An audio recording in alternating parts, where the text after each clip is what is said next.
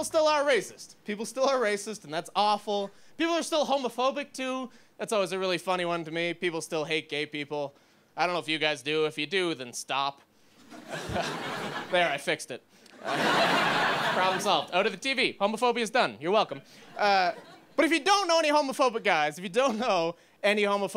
you should, because they're hilarious. Because homophobic guys, their big fear in life is that gay men are just gonna have sex with them. You know what I mean? Like, just out of nowhere, no hello, no nothing, just boom, sex. Like, you're not even gonna notice. You know what I mean? Like, gay men are ninjas. It's such a weird fear. Like, they're just worried they're gonna wake up one day and find a note on their pillow. Like, Dear John, banged you last night, love, Carl. Like, no! P.S. Now you're gay too? No! God damn it, those sneaky bum ninjas. Doesn't make any sense. They're just people. Why would you treat them any differently? And I don't know what it's like here, because I just moved here recently. But in Canada, if you're a gay man, they just don't let you donate blood. Like, you just can't give blood. If you're gay and you try to give blood, they're like, nah, we're cool. We saved enough people already. Need your blood. And I found this out because I gave blood for the first time before I moved here. And you go in, and they give you this little pamphlet with all the information, and it says they won't take blood from gay men. And I was asking everybody, I was like, why not? And most of them gave me health reasons, but one old guy goes, you can't do it, it's wrong, it says so in the Bible.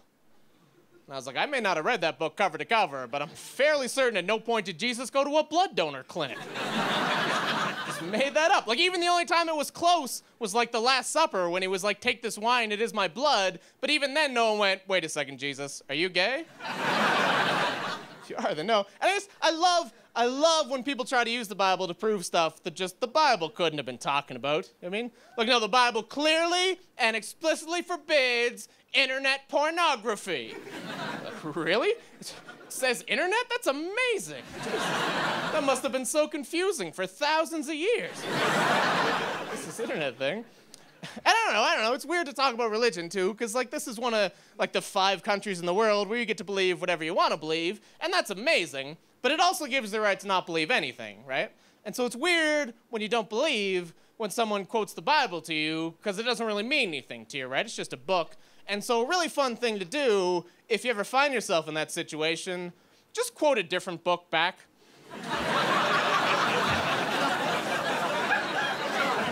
Just pick a random book and go. You know? It's great fun, because they'll be like, according to the Bible, God is everywhere, and he's always with us. And you're like, well, according to Oh, the Places You'll Go by Dr. Seuss, you're on your own, and you know what you know. Never thought of that.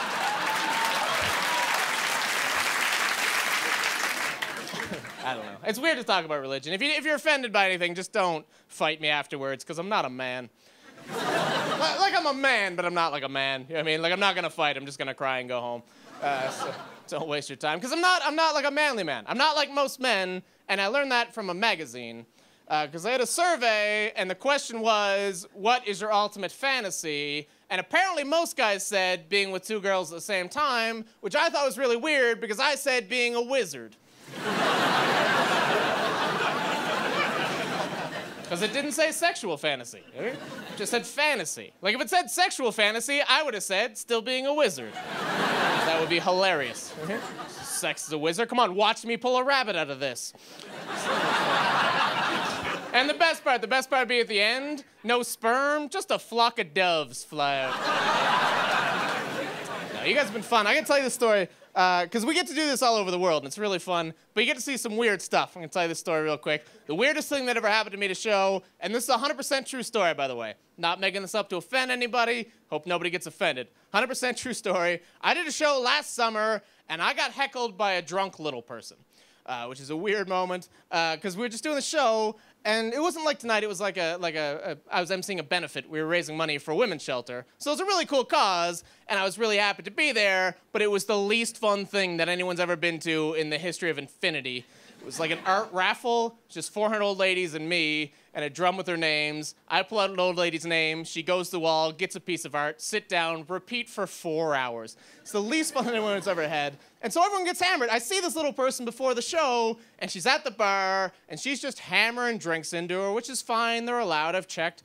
It's 100% legal. It's not the issue. The issue is we start doing the show, and like when you do this job for a long time, over the years, like you do really drunken crowds and people heckle you, and when someone yells at you, you kind of have to go back at them and you insult them, and you do that night in, night out for years. Eventually it becomes like a reflex. So you don't even really think about it, someone yells and you insult them, and it's great for most situations, but it gets really uncomfortable sometimes. Like we're 3 hours into the show, everyone's bored out of their mind, and this little person is hammered drunk, and she's sitting in the second row, and she starts screaming at me.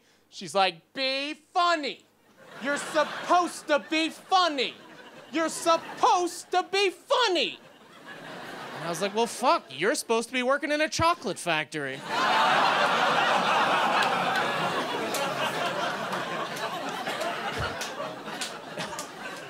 Now, you guys laugh, they did not. Like, at all. Like, not even a little. It was like one of those record skip moments, you know what I mean? Where I said it, and 400 old ladies went, and I was like, oh, fuck, that's not good. That is bad. And I felt so bad. You have to know that I felt bad because I didn't mean to say it. It just kind of came out. I'm like, oh, God, I just ruined this night. There's 400 old ladies just staring at me, waiting for me to fix it. And I'm like, I fucking can't fix it. This is ruined. I've ruined your charity. I feel so bad. I don't know what to do. Like, the moment's just hanging. I don't want to look at this little person because that's just going to make it real. And I feel so bad because I insulted her. But I got to look at her. And I look at her. I'm like, God, how is she going to react? And I swear to God, God bless her little heart, she just stands up and goes, "Now that's better." All right, listen, guys, thanks a lot. Really appreciate it. Good night.